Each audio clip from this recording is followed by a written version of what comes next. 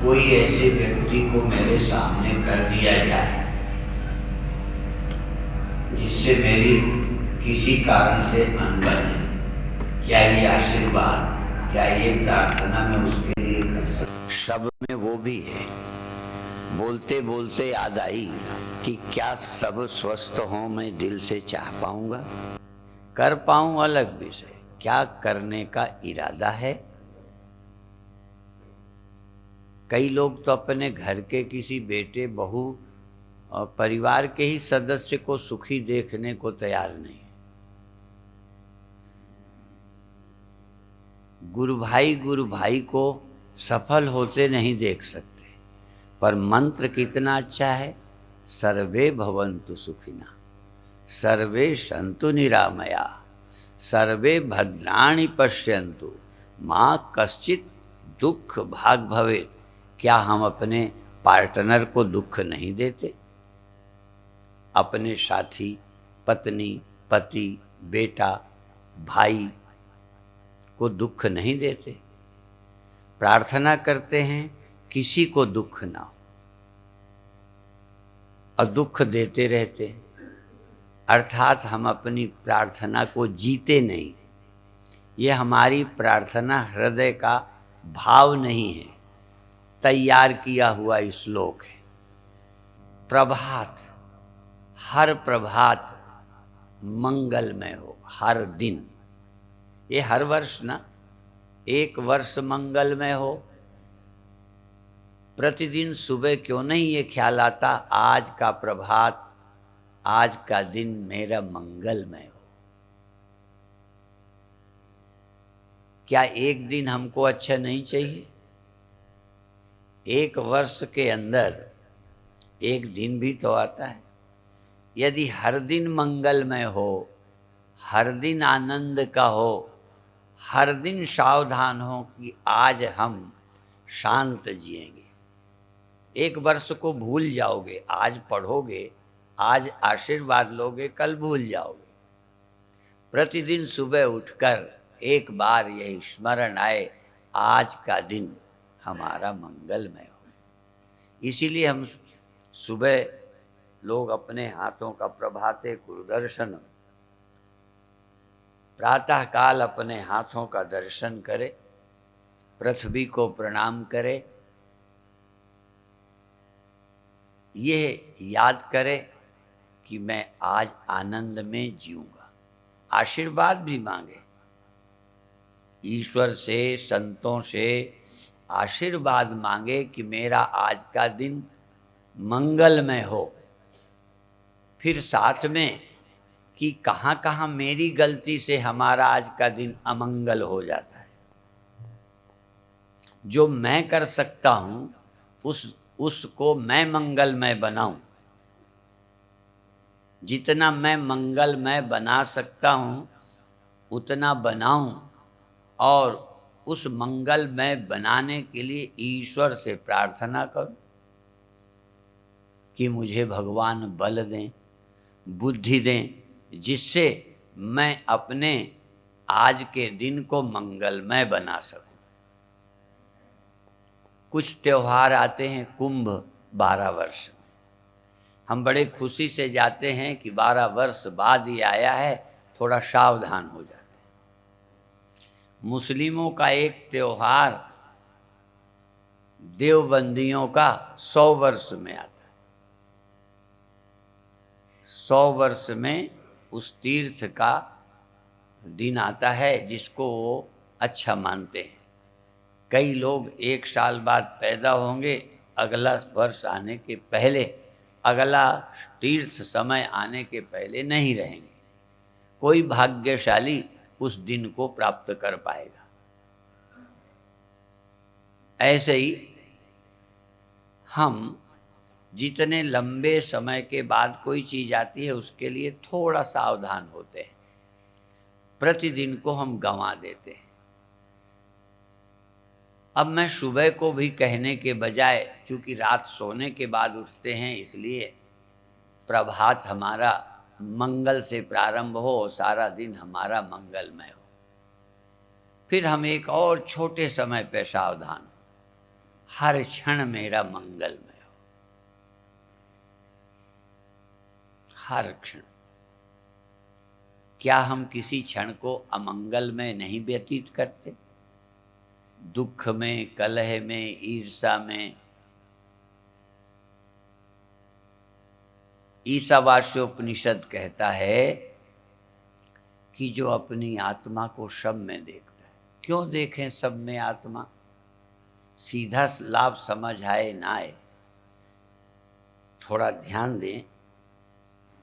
मरने के बाद मुक्ति समझ आए ना आए, पर जिसको आप मैं मानते हो उसके लिए सदा शुभ चाहते हो, अपने शरीर का स्वास्थ्य सदा अच्छा चाहते हो। क्योंकि शरीर आपका है, शरीर आप हैं, इसलिए इसका कल्याण चाहते हो। जब सब में हम अपनी आत्मा देख पाएंगे, क्योंकि इस देह में मेरी आत्मा है, इस देह में मैं सुखी रहता हूँ, इस देह के गड़बड़ होने से मैं दुखी होता हूँ।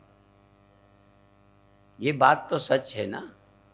इस देह के गड़बड़ होने से मैं दुखी होता हूँ, इस देह के अच्छा होने से मैं सुखी होता हूँ, क्योंकि इसमें मेरी आत्मा रहती है। इस घर में, इस देह में मैं रहता हूँ, उस देह में तुम रहते हो, उस देह में कोई और रहता है, उसमें मैं नहीं रहता। उपनिषद कहता है कि तुम उसमें भी रहते हो।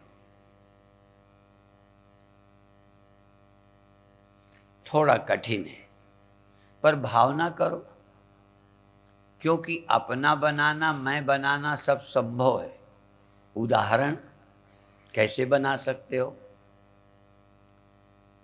कई परिवार तुम्हारे नहीं थे, शादी के बाद हो गए, तो आप अपनों में, अपने परिवार में उनको शामिल कर लिए।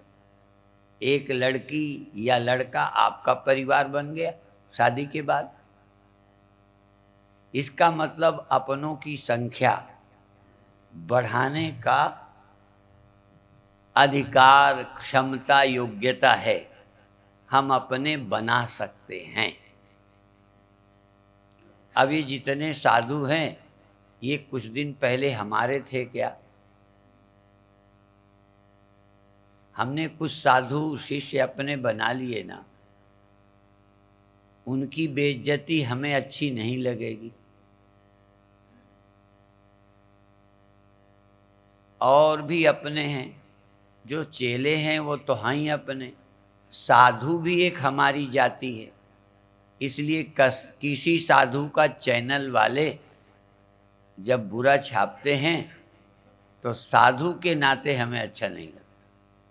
शिष्य नहीं है, पर साधु तो हैं, हमारी बिरादरी के तो हैं। और भी, चूंकि जब हिंदू साधु की आलोचना होती है तो चूंकि हम हिंदू हैं, इसलिए जब हिंदू साधु की आलोचना चैनल वाले करते हैं तो अच्छा नहीं लगता। और ये भी लगता है कि और समाज के साधुओं को क्यों नहीं छापते, क्यों नहीं प्रचार करते। अर्थात हमारा विस्तार होता जाता है। हम उपनिषद की दृष्टि से विस्तार करें बहुत ज़्यादा, वो उसमें हमको जब मन बुद्धि से ही ये शामिल हो जाते हैं मेरे में, तो एक और है वसुधैव कुटुंबकम।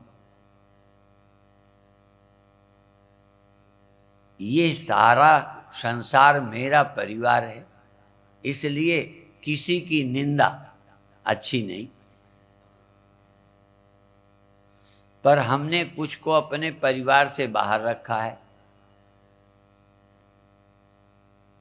कुछ तो जायज है, कई बार हम अपने परिवार के व्यक्ति से भी दुखी होते हैं और ये लगता है अलग हो जाए। तो जो ऐसे तत्व हैं उनको अपने परिवार से अलग समझ लो, बाकी को तो अपना परिवार समझो। तो वसुधैव कुटुंबकम, जरा सोच ही लो, ये सारा संसार मेरा परिवार है। क्या इस सोचने से तुम्हें कोई आनंद नहीं मिलेगा?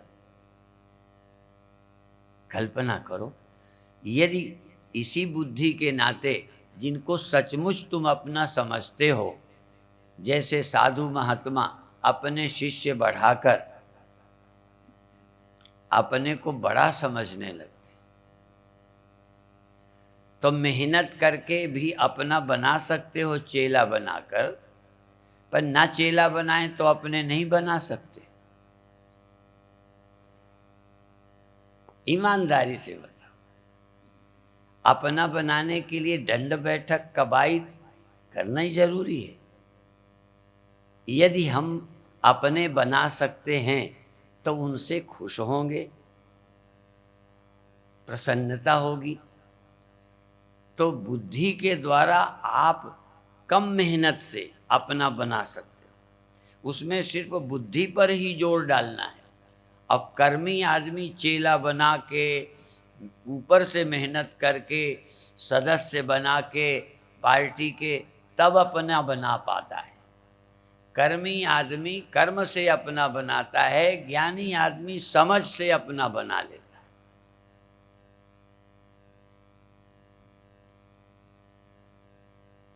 कर्मी आदमी बिना किए अपने नहीं बना पाता। बुद्धिमान आदमी केवल अपनी बुद्धि की सच्चाई से अपने बना लेता है। बहुत आसान है बुद्धि से अपने बनाना। अब मैं जान के पूछता हूं, मेहनत से शादी करके, चेला बना के, पार्टी का सदस्य बना के अपना बनाना मेरी दृष्टि से आम आदमी को सरल लगता है,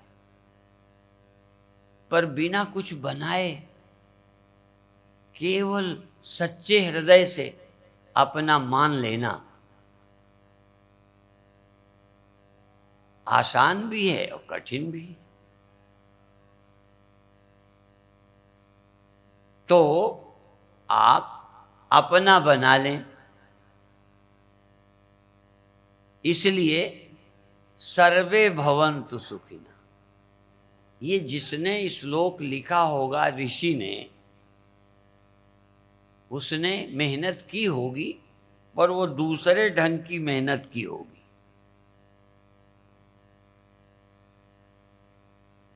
जरूर मेहनत की होगी, अपना बनाने का आनंद उसे मालूम था। अपना न बनाने से हृदय की जलन, ये भी उसे मालूम था कि जो हमारा नहीं होता उसकी उन्नति, उसकी सफलता हमें आग लगाती है।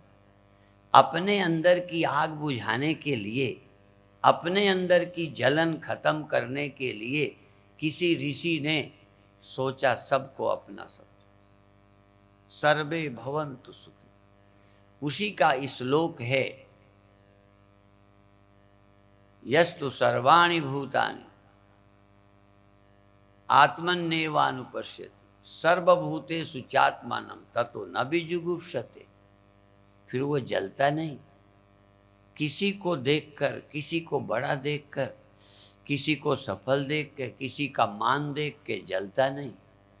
ऐसा आदमी बनाना आसान है जो किसी से जलता ना हो।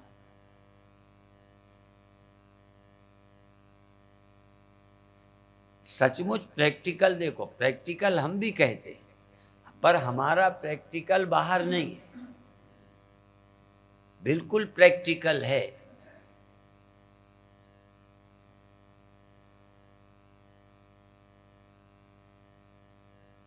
दूसरे से न जलने वाले आदमी ढूंढने पड़ेंगे।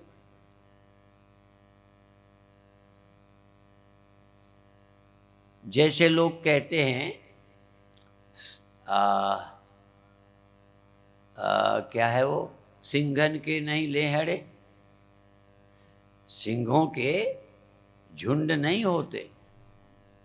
जितना भेड़ बकरियां देखी ना, झुंड के झुंड, सच बताओ शेरों के इतने झुंड देखे?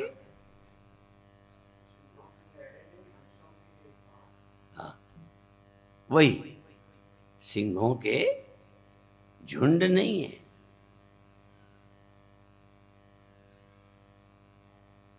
हंसों की पात नहीं। और संत न चलें जमात, ये संतों की जमात, संतों की जमात होती, संत होना मुश्किल। कहते हैं संत मंडल है। मंडल तो संगठन के होते हैं, ये साधुओं का, सन्यासियों का मंडल अलग है। साधुओं के मंडल ही नहीं, साधु तो ढूंढने से मिलेगा।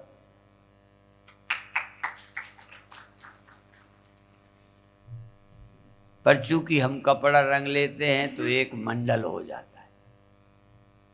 ऐसे ही राष्ट्रभक्त, राजनीतिक पार्टियों में दल के दल है ना राष्ट्रभक्तों के, कि दल दल है।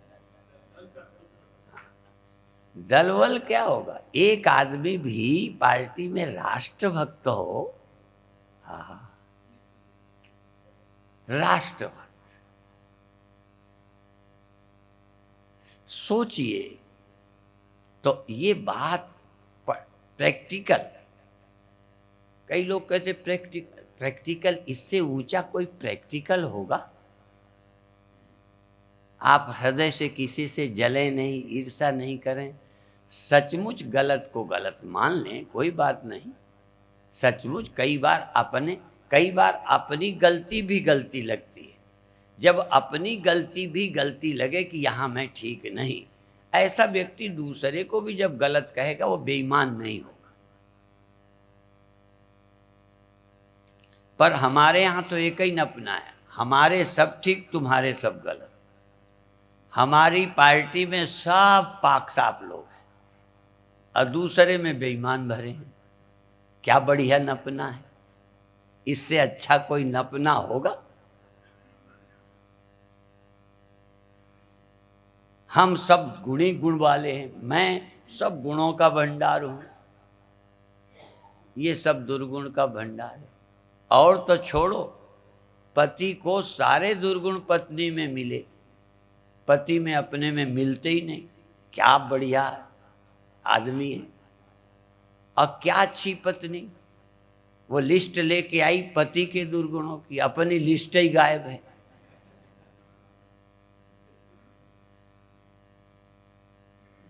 आहा, धन्य है इस अहंकार की महिमा, इस परिच्छिन्न अहंकार की महिमा यही है कि ऐसा ही देखता है। और सर्वभूतेषु चात्मानं ततो न विजुगुप्सते, जो सबको मैं समझता है, अपना आप समझता है, वो किसी से जलता नहीं, किसी की निंदा करके बहुत खुश नहीं होता, किसी की बुराई देखकर हमें अपने चेले में बुराई दिखती है तो खुशी नहीं होती। हम प्यास गद्दी से बोल रहे हैं, हमारे चेले में कमी दिखती है तो हम खुश होते, दुख होता है कि हमारे में दोष क्यों है। इसी तरह क्या अपने दोष देखते हो? अपने दोष की जिस दिन पीड़ा होने लग जाए, अपनी कमी नजर आने पर यदि अपने को पीड़ा हो, ऐसा व्यक्ति दूसरे की बुराई देखे हक है। पर जिसे अपने दुर्गुण में कोई पीड़ा ही नहीं है, दूसरों की बुराई देखकर पीड़ा कहाँ है, बल्कि निंदा का सुख लेता है, दूसरे की बुराई देखने का रस लेता है। और जो दूसरे की बुराई देखने का रस लेता है, वह आदमी साधक नहीं है, आध्यात्मिक नहीं है, संत नहीं है। इसलिए पर निंदा सम अघ न गिरीशा, ये मैं दिल से कह रहा हूं। मैं ये नहीं कह रहा हूं कि मुझ में दुर्गुण नहीं रहे, पर दुर्गुण दुर्गुण है, चाहे मेरे में हो चाहे आप में हो। दो दो मिलकर चार होते हैं, हिंदी में भी होते हैं, अंग्रेजी में भी होते हैं, उर्दू में भी होते हैं और हर देश में होते हैं। दो दो मिलकर पांच नहीं होते। दो दो जुड़ करके तीन नहीं होते, इसलिए दुर्गुण दुर्गुण है। अपने में हो तब भी दुर्गुण समझना चाहिए। ये फिर देखिए आप मुक्त होते हैं कि नहीं। इसी शरीर के रहते, मरने के बाद नहीं, सोच के राहत मिलेगी। ईमानदारी से सोचिए कि मेरे में किसी के प्रति राग द्वेष नहीं रहा, कितने हल्के हो जाओगे। निर्वैरः सर्वभूतेषु शमामेति पांडव। निर्वैरः सर्वभूतेषु शमाम एति पांडव। अय पांडुपुत्र अर्जुन, जो सबके प्रति निर्वैर है, वैर के कारण नहीं लड़ता। यदि लड़ाई भी हुई, कृष्ण को लड़ना पड़ा, लड़वाना पड़ा, तो वही भगवान जो युद्ध की बात कहते हैं वही कहते हैं निर्वैरः सर्वभूतेषु। युद्ध के मैदान में गीता सुनाई जा रही, देखिए तो लड़ने की तैयारी, और सुनाया जाता है निर्वैरः सर्वभूतेषु शमामेति। वो मुझे प्राप्त कर लेता है, उसे भगवान मिल जाता है। और जिसे भगवान मिल जाता है वो बैर से युद्ध नहीं करता, आवश्यकता से करता है। जब हम बैर से लड़ते हैं तो समय होने पर बंद कर देते हैं। और तो छोड़ो, मान लो पति पत्नी में तू मैं हो रही है, समय पे बंद कर देंगे। 1 घंटे हो गया, 5 मिनट हो गए, समय खत्म। युद्ध समय पे खत्म होता है, टाइम हो गया, युद्ध बंद। कौरव पांडवों का युद्ध सूर्यास्त में बंद।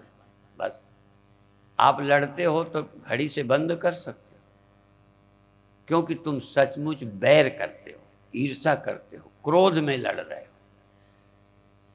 युद्ध तुम्हारा धार्मिक युद्ध नहीं है, आध्यात्मिक युद्ध नहीं है, मुक्ति के रास्ते पर नहीं चल रहे हो तुम, तो भोग के, बैर के, नफरत के, सत्ता के रास्ते पे चल रहे हो, सत्य के रास्ते पे नहीं चल रहे।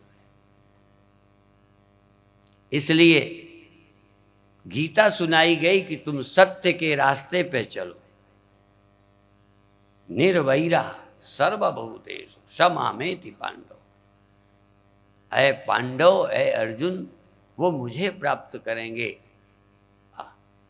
जो सबके प्रति निर्वैर है। आप अपने बच्चे को जब डांटते हो तो वैर से नहीं, हित के लिए। फर्क समझे। किसी से बैर करते हो, किसी से बैर नहीं करते हो, डांटते हो, सजा देते हो, पर बैर नहीं है। क्या कभी ऐसा नहीं है जिसके लिए बैर नहीं है तब भी तुमने उसके साथ सख्त व्यवहार किया हो? सख्त व्यवहार किया है पर बैर नहीं है। और ये भी बताओ, तुमने दुर्व्यवहार किया है पर बैर से किया है, उसके हित के लिए नहीं किया, दूसरे की निंदा, दूसरे के भले के लिए किए, उसका कल्याण हो जाए। इसलिए चित्त के दोषों का शोधन, चित्त शुद्धि, अध्यात्म के रास्ते में चित्त शुद्धि अनिवार्य है। कर्म शुद्धि नहीं, चित्त शुद्धि। अर्जुन को युद्ध से हटाने की बात कृष्ण भगवान ने नहीं कही।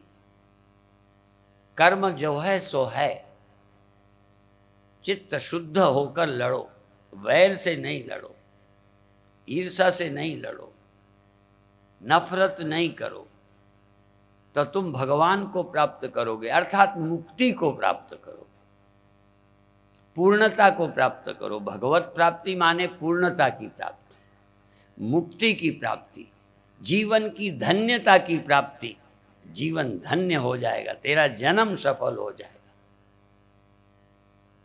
यह है आध्यात्मिक जीवन। तो आज नवरात्रे के पावन पर्व पर जानबूझकर हम आपको एक घूंटी दे रहे हैं, दवा दे रहे हैं, प्रवचन नहीं दे रहे। ये प्रवचन नहीं है। प्रवचन में मजा आता है इसलिए हम सुना रहे हैं, नहीं। जिंदगी स्वस्थ बन जाएगी, बुद्धि निरोग हो जाएगी, शरीर के रोग निवृत्ति के लिए योगासन कर रहे हो, मन की थोड़ी एकाग्रता के लिए प्राणायाम कर रहे हो, और हम आपकी तीसरी बुद्धि, उसकी शुद्धि के लिए प्रवचन दे रहे हैं। ये साधना है। यदि योगासन साधना है स्वास्थ्य के लिए, यदि प्राणायाम साधना है मन की एकाग्रता रसमयता के लिए, तो चित्त शुद्धि के लिए, बुद्धि की क्लियरिटी स्पष्टता के लिए, जिससे तुम अंधेरे से मुक्त हो जाओ। तमसो मां ज्योतिर्गमय, अशतो मां सद्गमय, मृत्योर्मां अमृतम गमय। मृत्यु की ओर नहीं, अमृत की ओर चलो। अब मृत्यु की ओर नहीं, अमृत की ओर, दुख की ओर नहीं, सुख की ओर चलो। अन्य की ओर नहीं, स्वयं की ओर चलो। ये यात्रा है। इसके लिए शरीर से नहीं, बैठे बैठे यात्रा हो सकती है। बिना जहाज के यात्रा हो जाएगी, घर में हो जाएगी। यह यात्रा बिल्कुल पर्सनल है। हमें उस यात्रा में निकलना है। यदि इस यात्रा में निकले तो तुमसे लोग खुश तो होंगे ही, तुम अपने से खुश हो जाओ। तुम अपने से दुखी नहीं रहते हो,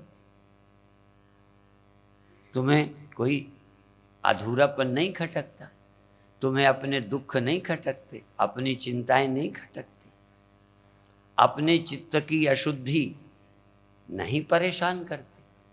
धन्य है जिसका जीवन खुद भा गया है, जिसको अपना जीवन खुद भा गया है, जो अपने जीवन पर रीझ गया है, जिसे अपने जीवन का रस, पंजाबी की एक लाइन है, जीवन द मैनू आनंद आ गया है।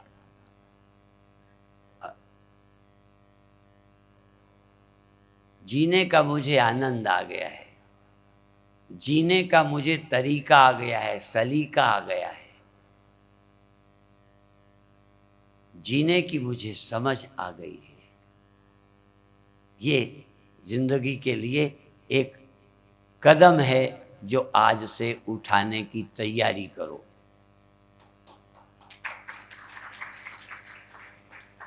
संकल्प करो। आसान तो नहीं। छोटे बच्चे थे, गिर पड़ते थे, चलते थे तो गिर पड़ते थे। पहले स्थूल शरीर पर सोचो, छोटे बच्चे का चलने में गिर जाना बुरी बात है कि एक प्रक्रिया है। छोटा बच्चा पहले दिन दौड़ा था, पहले गिरता नहीं था। गिरना बहुत बुरी बात है। जैसे स्थूल शरीर में शक्ति बढ़ने की एक प्रक्रिया है, जिससे गुजर करके ही व्यक्ति आज दौड़ता है, खेलता है, मैच में शामिल होता है। वही जो एक दिन घसीटता था, एक दिन गिर पड़ता था, वो आज विश्व में रिकॉर्ड बनाता है। ठीक है ना? वही जो अभी चल पड़ोगे, गिर पड़ोगे, फिर गुस्सा आएगा, फिर बहर आ जाएगा, फिर नफरत। समझो तो इस कमजोरी को दूर करना है कि बढ़ाना है? क्या कमजोरी दिनों दिन घटनी चाहिए या बढ़नी चाहिए?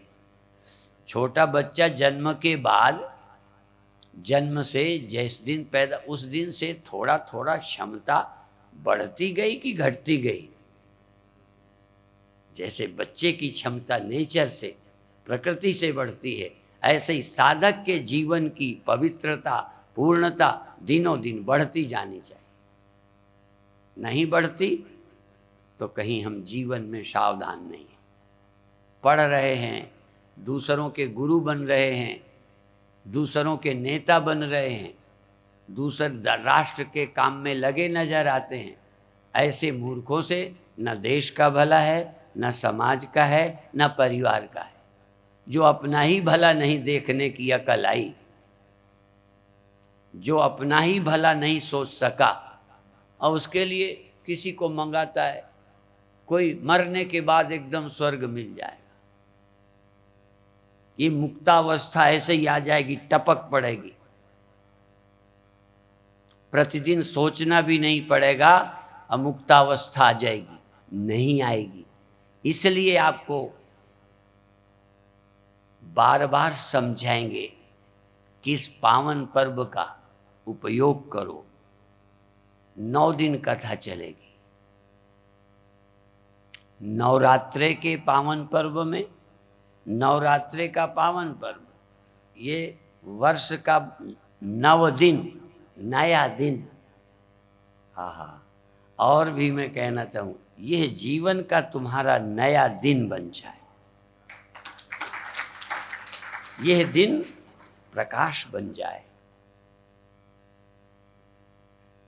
जीवन की धन्यता में कदम उठाइए, उठ सकते हैं। और कौन है? तुम कौन हो? क्यों देह में बैठे हो? मरने आए थे, रोने आए थे, दुखी होने आए थे इस देह में? जन्मों जन्मों से हम पशु पक्षी रहे, कोई बुरी बात नहीं। जैसे बचपन से धीरे धीरे ताकत आई, ऐसे जन्मों जन्मों से हम यहाँ आए। एक दिन में मनुष्य नहीं हुए। और मनुष्य जन्मों में भी बहुत जन्म मनुष्य के हुए, तब थोड़ा सोचने लायक मनुष्य बने,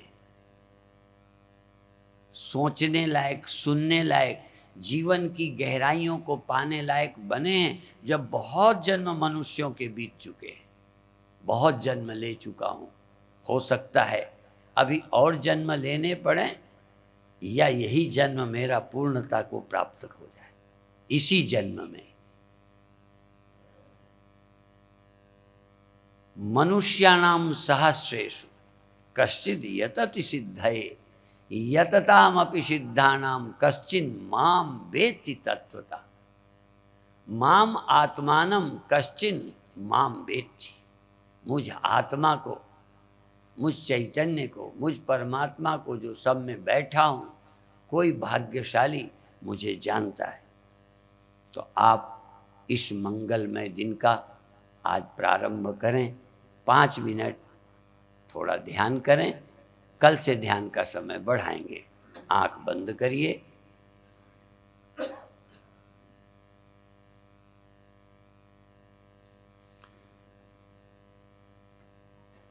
अब आप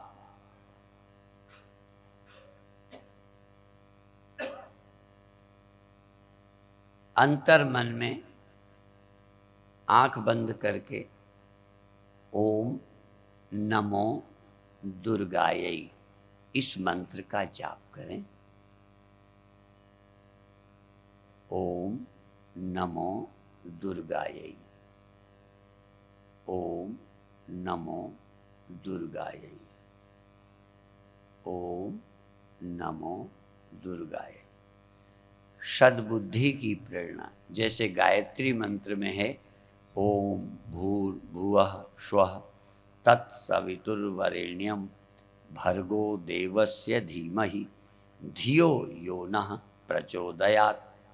जो हमारी बुद्धि को प्रेरित करता है, ऐसा मंत्र। इसी तरह प्रार्थना कि हम अंधकार से छुट्टी पाएं, नासमझी मिट जाए। हे देवी, हे शक्ति, हे माता, हमें बल दो।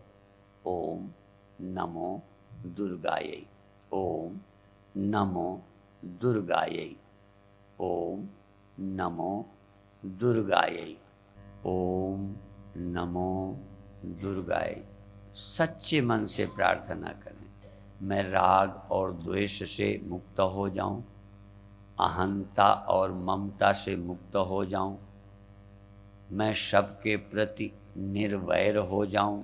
हे माँ, हे शक्ति, या देवी, सर्वभूतेषु श्रद्धारूपेण संस्थिता नमस्तस्यै नमस्तस्यै नमस्तस्यै नमो नमः। ऐ देवी, जो सबके अंदर श्रद्धा रूप में बैठी हो, भक्ति के रूप में बैठी हो, बुद्धि के रूप में बैठी हो, उसको नमस्कार करता हूँ। तुम नहीं हो हमारे तन के रूप में तुम बैठी हो, मन के रूप में तुम बैठी हो, बुद्धि के रूप में तुम बैठी हो, अहंकार के रूप में तुम बैठी हो, और शुद्ध चिति शक्ति के रूप में, चिदात्मा रूप से, ब्रह्म रूप से, ऐ देवी तुम ही परम प्रभु ब्रह्म रूप से विद्यमान हो। तुम ही जड़ हो, तुम ही चैतन्य हो, तुम ही सद असद रूपा हो, तुम ही सर्वरूपा हो, सर्वरहित भी हो। तुम क्या नहीं हो, ऐसी इस आद्या शक्ति का नमन करते हुए, स्मरण करते हुए, मंत्र जाप करते हुए, ओम नमो दुर्गायै। तुम ही तो ब्रह्म हो, तुम ही तो देवी देवता हो, तुम ही तो शरीर मन बुद्धि हो, तुम ही सब कुछ हो। तुम्ही ने सर्वरूप धारण किया है, तुम ही सर्वरूप रहित ब्रह्म रूपा हो, सद रूपा हो, चिद रूपा हो, मुक्ति रूपा हो, विद्या रूपा हो, शक्ति रूपा हो, साधना रूपा हो, तुम ही सब कुछ हो। तुम्हारे स्मरण मात्र से सब कुछ मिल सकता है। ऐसी पवित्र भावना के साथ 1 मिनट और स्मरण करते हुए अभी समाप्त करेंगे।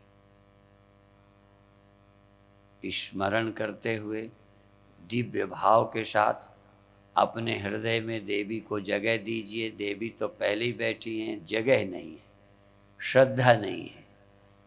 उस श्रद्धा पूर्वक अपने इस हृदय में उस आद्या शक्ति को, जो आकार और निराकार रूपा है, गुण रूपा निर्गुण रूपा है, सर्वरूपा सर्वरहित है, जीव रूपा भी है, ब्रह्म रूपा भी है, चित अचित सब कुछ वही है। ऐसी उचित शक्ति को, जो सर्वरूपा है, नमन करते हुए अभी के कार्यक्रम को पूरा करते हैं। शेष चर्चा शाम को आप लाभ लीजिए, अन्य इष्ट मित्रों को बताइए। ओम शांति शांति शांति।